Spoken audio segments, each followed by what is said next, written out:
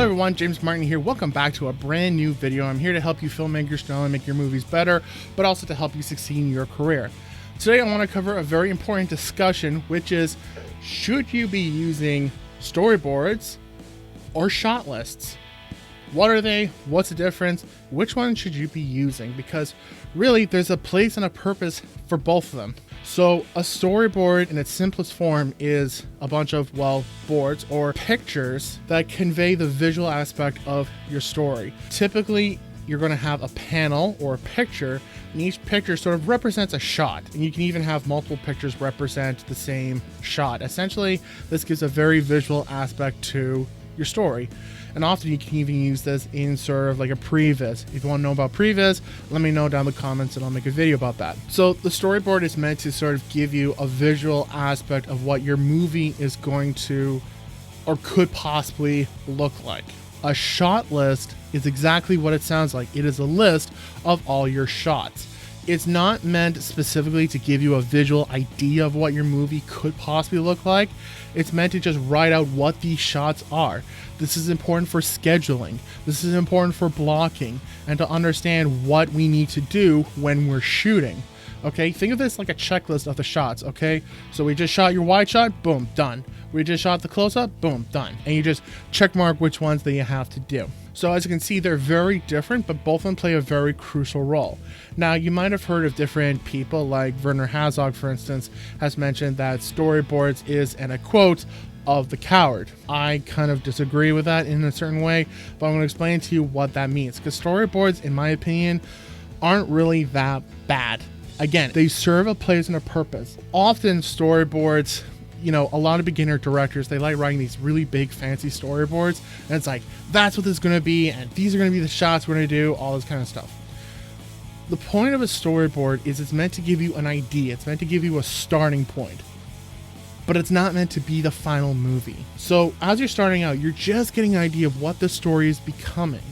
You're getting an idea of, especially when it comes to fantasy, which is very difficult to just sort of envision. It gives you an idea of what to expect. And what's great about using this as a tool just to help you get your idea and get your mind around what this could potentially look like. Because then you could come up with other ideas, especially before you see a location. It's great that you have ideas of what this could look like, and then you come to the location and then you can adjust your ideas for that location. It's also important that you have a visual idea for yourself when you come on set. That's crucial. When you're directing and you need to have an idea of like, okay, what are the shots I'm trying to look for? What's the style? What's the feel for this scene or this shot? It's important that you have that idea. But what you don't want to do is be restricted to that storyboard. You really want to be open to possibilities and ideas. Typically, the director of photography or cinematography will often recommend shots for you, which is great because they're the camera people. They're going to have different ideas and different approaches on the best way to shoot a scene, because really there's like dozens of shots you could choose from. Dozens, literally dozens. If you go anywhere on the internet, I promise you'll find like every shot in existence that you could possibly use. You meet your actors and then you realize like, hey, I don't want to just do like a wide shot. I want to go in close up to really see their performance. And I say storyboards are great for sort of pre-visualizing what the story is going to be. Again, it gives you an idea of what to expect. But also, I mean, you can get as close as you want to what your shots are going to look like in your mind.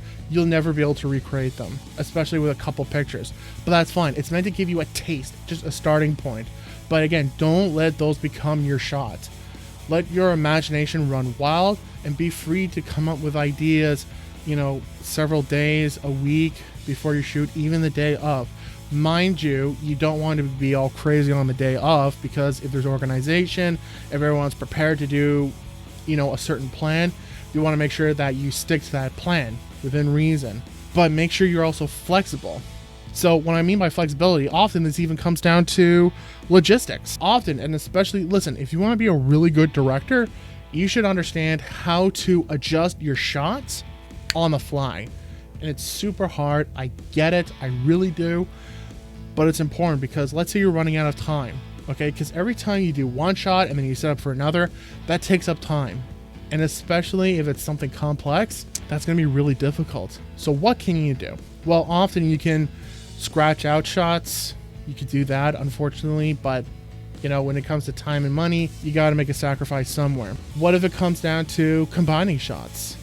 That could be a great way to cut down time and achieve what you want. When it comes to the shot list, what you really want to do is it's basically a template, a list, and you can find tons of templates on the internet. You break it down by scene, and then you're going to break it down into the different shots. Typically start from your widest all the way down to the close-ups and then the inserts. When it comes to your shooting day, it's going to be important that you then organize your shots from importance to the least important. Again, that's going to come down to timing. If you, for some reason, don't have enough time to shoot everything, then just make sure you get what you essentially need, not in reverse. Otherwise, you're really going to be in trouble. If you can avoid inserts because you have to, then you're going to have to make a decision. And that can be really, really tough. Again, I get it. So basically do that and just be mentally prepared that certain shots you may have to skip out. That's just how it is. But essentially, neither one of these are wrong. It's up to you how you want to use them. You can refine your shot list. You can refine your storyboard. Again, just make sure that when it comes down to logistics and planning, that everyone's on the same page and you're not just changing stuff at the last minute and causing chaos. You want to be planned out.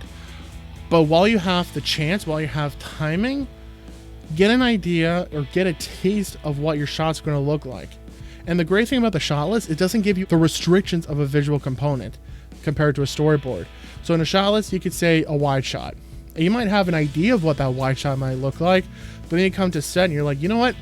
I have this different idea for a wide shot. Be open for change, be open for different ideas, but use either of these to your advantage. And let me know down in the comments, which tool do you prefer using and how do you prefer using these tools? Storyboards, shot lists, what works for you? If this video helped you out, please make sure to like this for the YouTube algorithm because this also helps me out, and make sure you send this to other filmmakers who could really benefit from this discussion as well. Subscribe because I got brand new videos coming out every single week, and do not, absolutely do not miss out the fantastic merch down in the description. Any chance you get to buy the merch also supports me in this channel. So good luck with your projects, and I'll see you next time.